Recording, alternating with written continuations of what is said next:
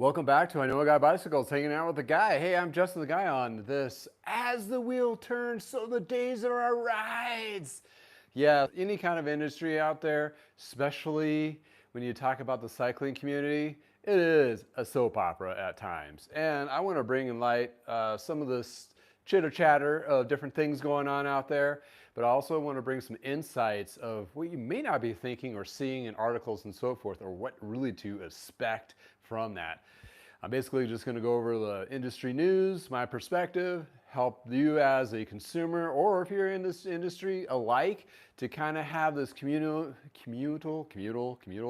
conversation. Throw something in the chat if you have a question. I'll try to help, give my perspective on it and so forth. But yeah, hey, I'm the guy, Justin. So, good morning, Vaping Zo Man.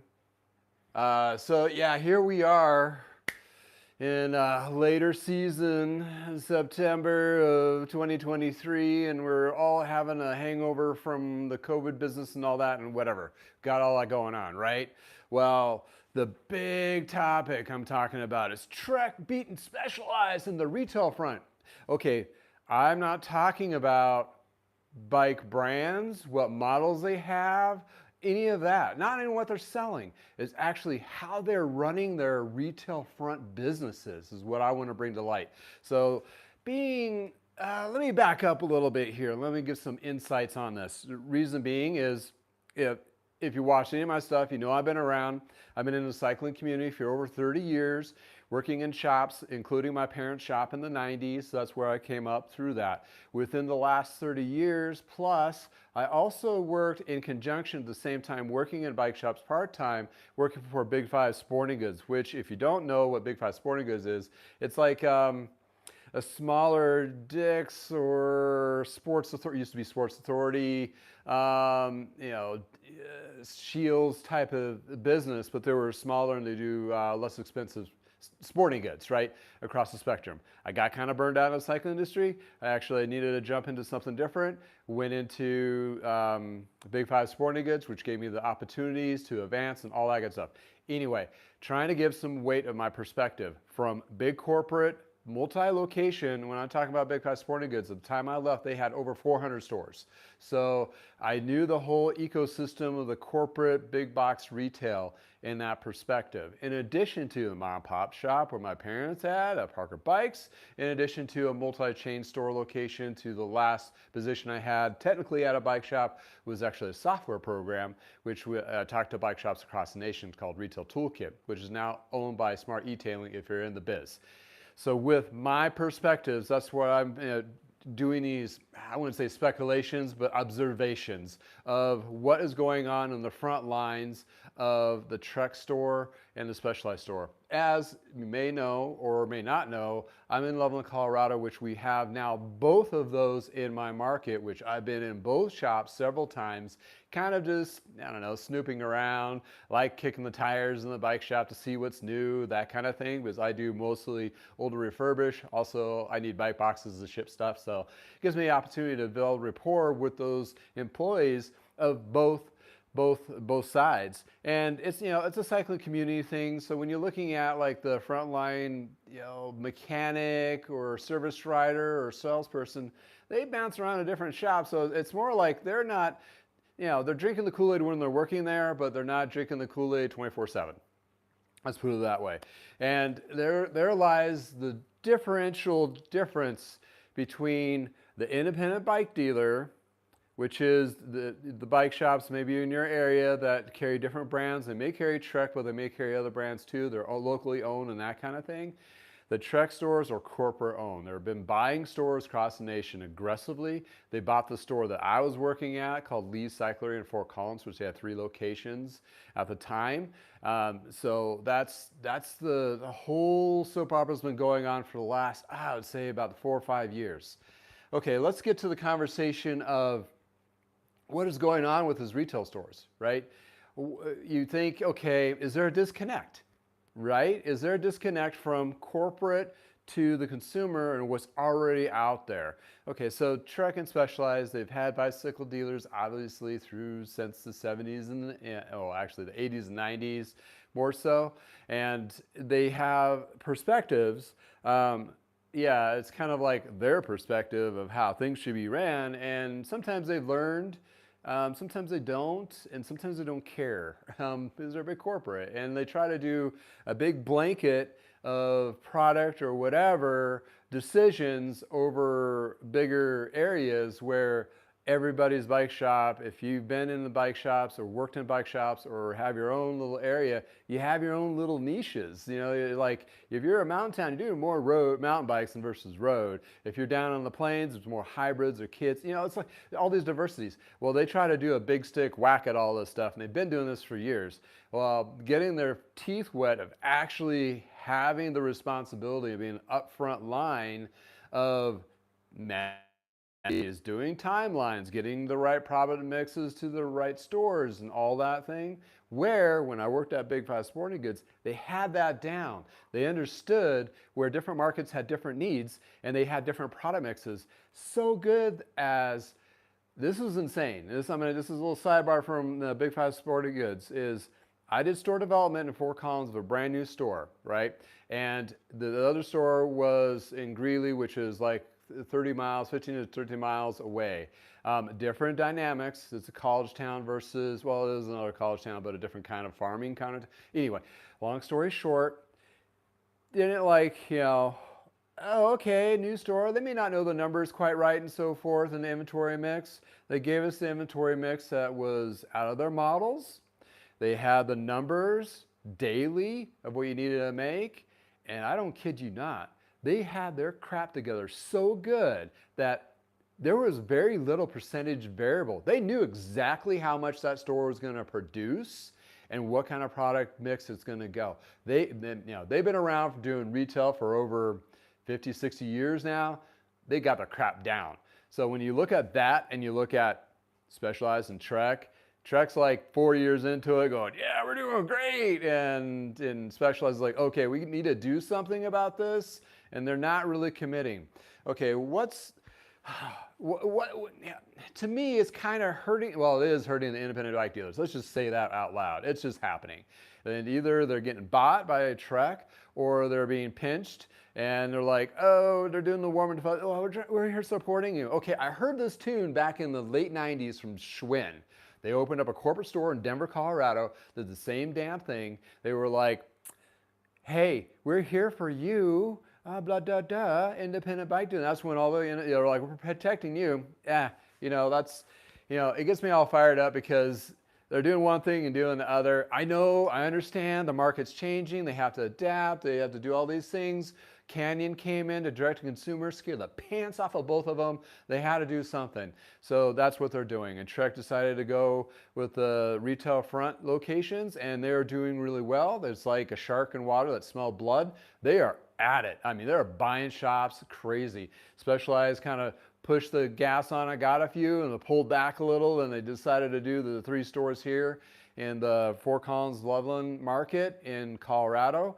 And I don't know if they're going to keep going with this or not. So just to be clear, I don't know their numbers. I don't know their intentions. I don't know where they're planning, but seeing between the frontline retail, walking into the stores, talking to people that are working there, also seeing articles in bicycle retailer magazines like this and distributed across the realm of cycling, I got some perspectives of what's going to happen and seeing from experiences from other things. So this is the case. What really brought my attention this week was the Red Barn refurbished bikes from Trek. Okay, so I spewed about this idea concept a few weeks ago, and it was basically, hey, if you're having such a hard time as a manufacturer and you have retail stores, it might be a good idea to look into the used market and buy or trade in or whatever your brand of bikes and bring them to condition and put those on the floor to give you an opportunity to have one, number more inventory, number 2, lower price point to bring in those customers. Okay, I did that whole thing, right? And it was the idea, the concept that I got walking into the stores, like, people get kind of turned around or they walk right or out the door when all they see is $3,000 bikes. You know, they instantly think to themselves, this is not the place for me, because they're just getting into it. They need something that $1,000 or less to get into, whatever road, mountain, whatever it is. They need to provide those entry-level bikes. They can't provide them. They need to find used ones, and they can use their own brand. I had this whole scenario where they can actually make a whole kind of business out of it. And guess what? Trek has come up with the Red Barn refurbished certified. Oh, awesome by Trek. Yeah, I love our kind of little quirky little verbiage there. Okay, this is nothing new. The car industry has been doing this for forever. Certified pre-owned. Everybody's heard that phrase, right? Same concept, but you do your own brand. Okay, so Trek has done this now. This is the latest mic drop. I mean, they've done trade-ins before, and they use Bicycle Blue Book as a purchasing agent to buy the trade-ins. I really don't know how big a volume numbers that is. It's probably not that big, because nobody's going into a Trek dealer going, I'm trading this in. It's, you know, or they get the super low ball price that's based off of Bicycle Retail, or no, I'm sorry, Bicycle Blue Book, and they're like, nah, I'm gonna go sell it myself at a garage sale or whatever, you know, get more money out of it that way, which anybody out there, I encourage that, because the Bicycle Blue Book was designed for bike shops like Trek to have a number to kind of lowball you to bring it in. They also have a party-to-party number range, which is a little bit better, but I'm not going to go into that, but that's what they use, okay? So what they've done that's different is this Red Barn thing. So they've actually have a facility now in Wisconsin, okay, and they are shipping those Trek trade-ins there. And there's stipulations. It has to be like over 150 bucks and within the last 10 years or something like that. Of course, there's always kind of a bracket. You gotta bracket it in there, right? And they're going to be refurbishing them, and they're going to be selling them through the Red Barn Refresh platform, basically direct to ship consumer. Okay, so those bikes are not going back onto the sales floor in their retail locations, to my knowledge. They should. I'm just going to say that right now, but they should go. That's you need that lower price point when somebody walks in your door and goes, all I see is super expensive, and they actually do get to talk to somebody, and they're like, hey, do you have anything that's more like, you know, 600, 700 in a road bike? And they're like, no, we'll try to put you on a hybrid. Well, a hybrid is not a road bike, you know. So it's like that's their only go-to. So it's just, you know, they need to put the bikes on the floor. Anyway, that's my little, you know, tiff on that. It's like, hey, if you're gonna do it right. Right? I mean, you're missing opportunities of taking care of a customer. Also, that customer that's coming in looking for lower end stuff, that's starting out, guess what? If they're starting out, they don't have any of this stuff. Like, they don't have the helmet, they don't have the gloves, they don't have the bike racks, they don't have all this. That's all your, I mean, you know, independent bike dealers have known this for decades. And they come in with their big fancy showrooms and elitist kind of perspective of how it presents itself. I'm just saying that's how it looks to any normal Joe that walks in the door like, whoa, this is way too above me. You're not giving the warm and hug fuzzies to anyone at all. So, you know, they need to kind of temper that down, and that's a great way to do the used thing. Okay. Why did I say is Trek beating Specialized in the retail front? Here it is. Well, they are in a couple perspectives. Well, first, they do trade-ins. Specialized does not. Secondly, Trek in this last year has aggressively gone to a 24-hour turnaround in their service department, which is, if you don't understand the bike industry or the bike shops, you have the selling side of selling stuff, which is your standard retail front store. Then you have the service side of it, which in independent bike dealers, the service side is very, very valuable, not just to get product on the floor, but that's where you get a lot of labor dollars. A lot of labor dollars help you through rough times. It's just, it's a big balance, you know? It's basically two businesses in one. It literally is. It's ran, two departments run completely different. And when you're looking at that perspective of doing 24-hour service as an option, that brings in a lot of people that just want to go out and ride. We're a whole bunch of people of instant gratification, right? Come on. I order something from Amazon and it shows up at my doorstep that afternoon. I mean, it's that, you know, they have actually scratched that itch, and I've tried it years ago, like 2 decades ago when I worked at Lee's. Woo! And we tried to get to 48 hours, and we did 48 hours.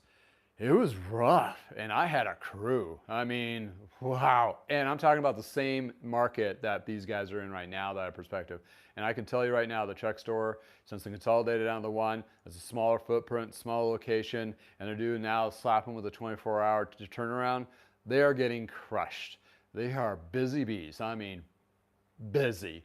In addition to, they also added the shock service. If you have any bikes that have suspension front and rear for mountain bike or hybrid, whatever, as a suspension, those need to be serviced. So it's not like you just buy it and you ride it to death, which most people do.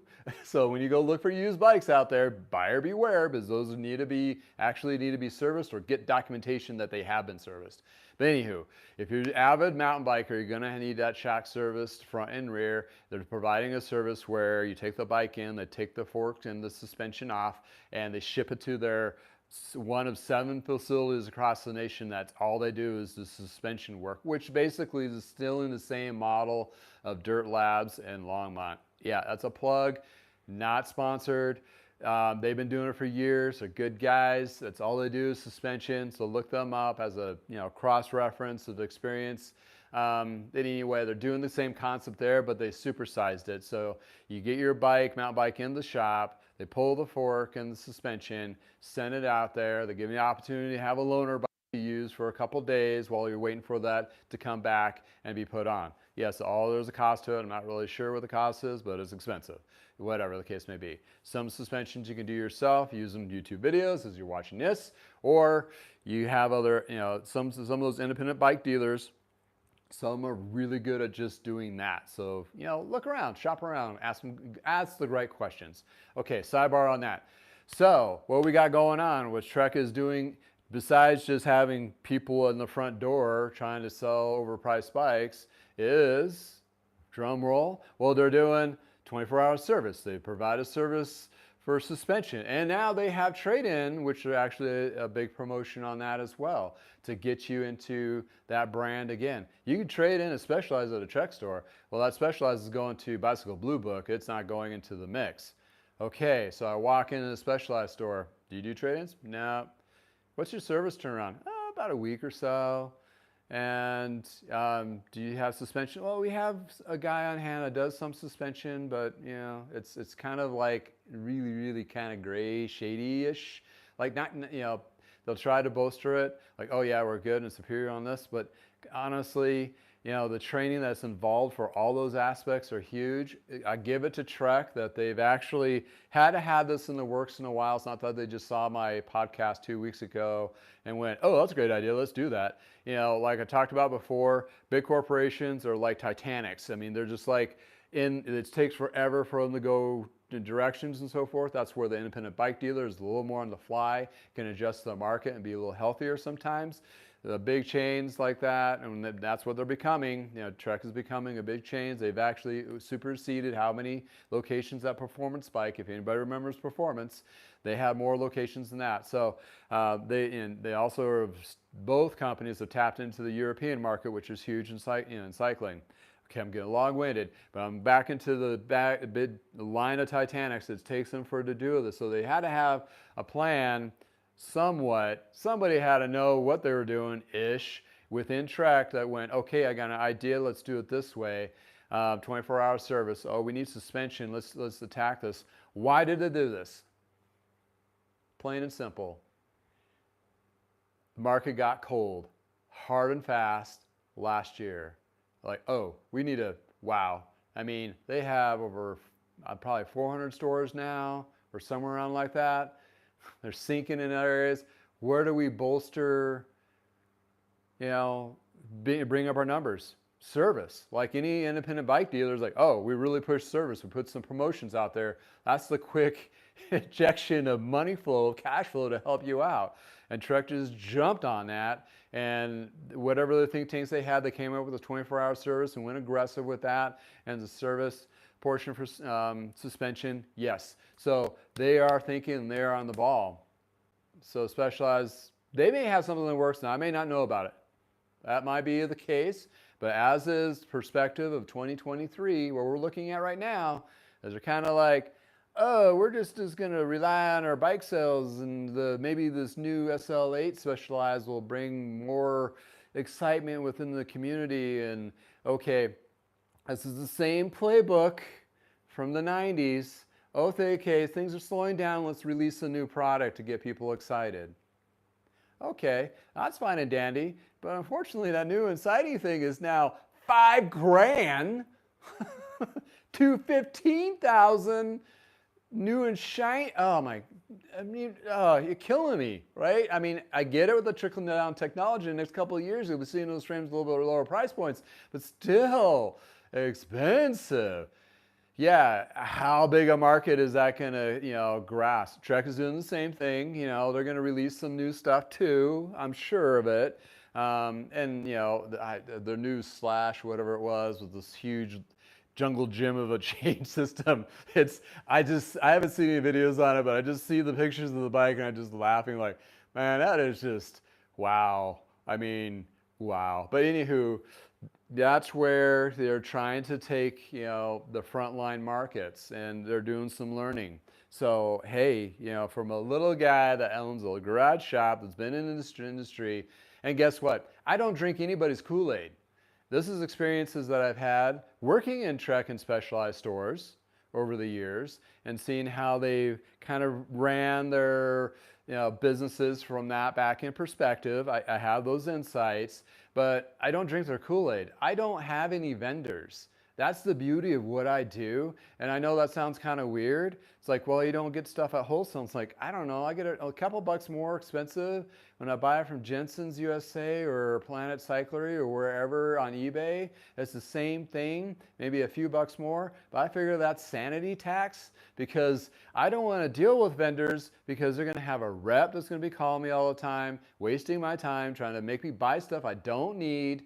And in addition to their preseason limits to be a dealer and all this jazz is just horrible. Been through it for over a decade with my parents' bike shop, not doing it. I mean, if you could streamline it and not bug me, maybe, but I'd rather pay the extra couple bucks for a chain that I don't need a lot of and just be good with it and not have to buy what I need and just be a general consumer perspective of my inventory. And even when I'm buying my own parts or tools, yeah, am I paying a little bit more? It's still technically a tax write-off, whatever. I mean, it's just, it's so much great. And so rest assured, my perspective is, hey, I want to see them to thrive. I don't want them to crash like the Schwinn in the days, because we were a Schwinn dealer and I saw Mongoose be destroyed and GT, and they've gone through all their little ebb and woes. And Trek, historically, you're eventually at some point you're going to fail. It's just that's just it. Come on, look at Bed Bath Beyond, Circuit City, Ultimate Electronics, Blockbuster Video. I mean, you're gonna fail. It's just about a matter of time. It's just one of those things. So don't get too big and you'll topple off harder. So I'm not saying either of them. I'm not predicting either of them anytime soon. But historically, with any business, at some point there's a fail point or being purchased. So anywho, so Trek seems like they're actually doing some very aggressive moves to try to really embrace this retail front. Specialized is dabbing in the toe in the pool, but they're not ready to jump off the diving board into it full bore. And for them to be successful, or anybody being competitive against Trek at this point, has to go 100% to even closely match. And okay, that is horrible in the perspective of an independent bike dealer, because you are caught in the crossfire. You're in no man's land, because at that point, already jockeying that way, Trek's not going to really care about you. Even though they say they do, they don't. Specialized, if you're a independent bike dealer, they're going to put a store right in your backyard, say, sorry, you don't do enough numbers. And honestly, they never really did. I mean, the reps did, their people, but when the corporate decisions go, they really didn't. They just look at their numbers and cents and bottoms lines. And, being a harder economical position that they have to make moves actually is good for the consumer, because that makes them actually talk to the consumer or the people at the front line. What do we need to help you sell more bikes? Make them a little bit cheaper. Make better something, better services. There's all these things that people at the front line have millions of ideas, but they always were not listened to because they didn't care. They were hitting their bottom line. Well, now they're not. And that's where it's really kind of a big pinch. So, yeah, it's one of those things. And I hear this is kind of really ironic because I see this on YouTube. It's like, hey, you know what? You want to be successful on YouTube? You just follow somebody that does your niche and do what they did. Okay, take that into the realm of retail, big box, or not big box, but retail of bikes. Okay, Specialized, pony up. You got to do trade-ins, got to do 24-hour service, you got to do some service package for your suspension. You either get like several dirt labs to help you out with that. You contract them, or I don't know if Quality Bike Supply does that anymore as a service, but you figure out a promotional product to match, because if I walk to any other store, I'm going to be turned off on one and be more appealed to go to the other because of that. Plain and simple. And you're going to have to do that chain wide. So you just can't just do one store here as a thing, but in that and other. Okay, so Pawn and Specialized, you got to do 24-hour service, you got to have a suspension service, and you got to have a trade-in program. However you work that out, but I highly suggest you get your own brand back onto your sales floors. And that's where you're actually bringing in those customers, because at Trek, with this, they're just selling that person a bike, and they're going to bomb them with a whole bunch of emails like, buy a helmet, buy this, buy that, whatever, by email. But it's so much different when somebody walks in and sees a person like me. Oh, I got a great used bike that's been refurbished, ready to go for you, pre-owned, certified by Trek or Specialized. And you know what? We'll kind of adjust it for you, get it on the bike. Oh, by the way, do you have a helmet? That's a good safety thing to have, and some gloves. The whole thing that I've been trained to do and been doing for the last 3 decades. And even today I still do, even though I don't sell the stuff. I have like a laundry list for my customers. Like, these are the kind of things you need to make your cycling experience the best. Here, go buy them off my affiliate link, but I don't hardly make anything off of it. It's just more of a service to the customer. Did you just hear that? More of a service to the customer. That's you guys, right? You walk into the shop, you want to see the same face of the mechanic that you had your stuff worked on before. You want to see the same salesperson that helped you buy a kid's bike for your little one or your wife or yourself. It's like whatever the case may be. It's like one of those things. It's like you want to have that consistency. And when you walk into a place, it's constant turnover. It's like you always automatically in the back of your mind think something's weird, but you may not put your finger on it. But anywho, retail front experience is huge. It's one of those customer service. You want to be greeted a certain amount of time when you walk in the door. You want to, be followed up, even though you say no. You want to 3 minutes later, be like, oh, just want to double check. You didn't say you were looking, but if there's something particular, or if a good salesman, you're looking at that backpack, like in the sporting goods thing was a good analogy. It's like, oh, you're looking at backpacks, and you walk in, it's like, oh, you're looking at backpacks? Oh, I got this one for my son, or this one's like a great one, it's a bigger sale, or whatever. You just start off with that, So, I'm talking to the salespeople now. It's like, the perspective, it's kind of like a mentalist game when you walk into the store, and coming from a retail perspective of working in the stores all these years, I've heard it all, right? And I've said it all too, so it's kind of funny. But that's where they need to get back into the brass taxes of actually running their businesses like an independent bike dealer. Okay, unfortunately, independent bike dealers are getting the pinch. What are they going to do about this? Well, They have to figure out their own niche, like how they're going to do it. Maybe you do better service. Maybe they have better mechanics.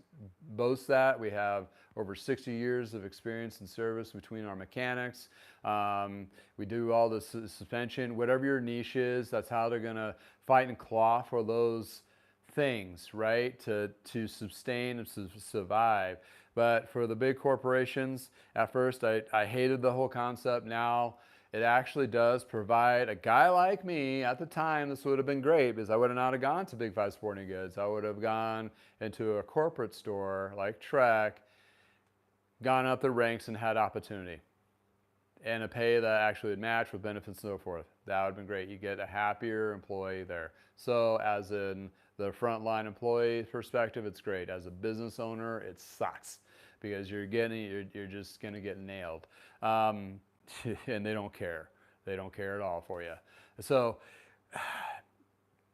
as a consumer, where you're looking at all this, whoa, it's like, okay, I like to Trek. Well, still go buy a Trek if you want a Trek, and go buy a Specialized if you want a Specialized. But if you have a store near you, this is what you're looking at, and this is where Trek is kind of beating the pants off the other two that are trying to make the go for it, and they've actually combated the Canyon perspective, even though they have their VeloFix connection and all that. So interesting soap opera going on, of course, and it's always going to continue, but Trek has definitely added another log to the fire of what they got going. Specialized, got to pick it up, man. It's one of those things where it's you got to find someone that knows what they're doing, but actually has a used market and be able to do the shell game. Like, okay, we'll do trade-ins. This is where we're going to do the values at. If it's not a Specialized, we're going to send it to a facility, and that facility is going to sell it online, like a Giant or a Trek or whatever, or move it somewhere else, or a company that does that already. Pros Closet. It's like they're hurting, so you either do a partnership with them or just damn buy them. Because 4 rounds of layoffs within a year, they're stinking. It's hurting really bad for them. So, and they've done the same thing. Oh, we got to do service now because that's a great way to bring in money, and they never did service before. And one thing I do have to say about Specialized though, for their stores, not all of them, but some of their stores are going to bring back their fitting system. When I talked about where you had your selling side of the sales floor, you had the service part of it. A lot of these shops have really pushed in the last 15 years is these professional fit services. And those are with the dots, with the cameras, and they cost a lot of money to do. But if you're an avid cyclist, sometimes it really helps. But I'm talking about like the 2%ers out there. The rest of us need a static fit, which they don't do. None of them do it. The funny thing is the Trek store, they don't have a fit service. They're not even looking at it. Even though Trek actually pushed precision fitting systems in the independent bike dealers to have them have it, but they're not drinking their own Kool-Aid. So the funny thing here in Loveland is we have a Shields, which is Trek's biggest dealer besides themselves, has the precision fit system, but they had literally across the street a Trek store, which they did not. I don't know. It's just, okay, so if you're going to do it right? Or not do it at all. And maybe that's Specialized perspectives. Like, okay, we really don't want to do that. That's a missed opportunity that we're just going to miss and let go. We're doing fine selling bikes. That's fine. But as a consumer, which like myself, I want to go in a place that has more options and more of it. I don't want to have to pick like, oh, I need to go here. Like back in the day, I used to go to Albertsons to get the meat because at the time that was the best meat, but the best prices are at King Soopers. And then went down to Safeway to get whatever else. Nobody wants to do that. I was a stupid 20-year-old. Now it's like, it's the Amazon world now. It's like, I want to go to one place and get it done all in one place. I want to see the same people, and I want to see the same mechanic and have my questions answered and have some kind of recognition. How warm is it when you walk into the shop and, hey, I recognize you. Oh, hey, how you doing? And if they remember the conversation, oh, how's the kid's bike going or whatever, that is gold. You don't understand how gold that is. Big Five Sporting Goods did. Man, I had customers, they knew me well. I knew them. I see them in the grocery stores. I'm part of the community too, you know? It's like, it's, that's that, the community embracement. Specialized needs to learn that. Trek is working on that. And, there's some missed opportunities from both to do that. I haven't been in a pawn shop yet, so I need to go. Not a pawn. That sounded weird. Pawn is a company, PON, that owns Canada and several other companies. They're also buying other shops. So they'll get confused as they like going pawn my bike. No, it's Mike's bikes that they bought in California, and they're adding a few. There's a couple in Parker, or one in Parker. I need to go see and here locally at some point when I'm down there, and just check out and sniff out what they are doing. But you have your independent bike dealers. Try to support them as well, because they've been the ones in the thick of it. And Trek and Specialized, as mentioned before, they have deeper margins. They're not playing the same playbook as an independent bike dealer. So it's like the shop around the corner, right? Everybody knows that movie. Everybody knows the outcome there. Horrible. Anywho, thank you for spending time with me. I know this is a hot topic. If you see this in the replay and you want to put down your 2 cents, put it in the comments. Let's keep the conversation going. Tell me your experiences of the shops that you're going into and what they're, hitting and missing and what you'd like to see more of. That's awesome. Somebody else there is going to listen to this and go, hey, maybe we need to have a little meeting about this and better their business for, guess who? For the consumer, right? It's just simple, right? Maybe? I don't know. Again, if it's beautiful in your neighborhood, go out for a bike ride, release some of that weekly stress and tensions in your life, get a smile on your face. If you need stuff, go to your local bike shop, independent bike dealer, IBD. If not, still support the Trek and the Specialized stores. There's still people too. They're going to help you out. Whatever you need, just get out there and ride and be healthy. Until next time, from the garage, have a wonderful day.